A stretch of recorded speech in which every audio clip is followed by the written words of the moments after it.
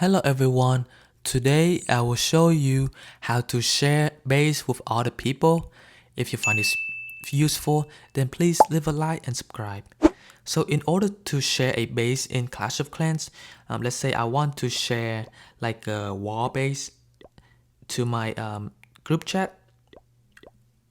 What you can do is go to the icon, like a moving icon above the setting icon, and then let's say I want to share this active layout. I'm gonna click on like the arrow button next to set as active, and then click on either share as link or share to clan chat, and other people will receive the plan that I just shared, and that is how I would be able to share the clan wall base with other people so that they can copy mine and then maybe stop people from getting 3-star.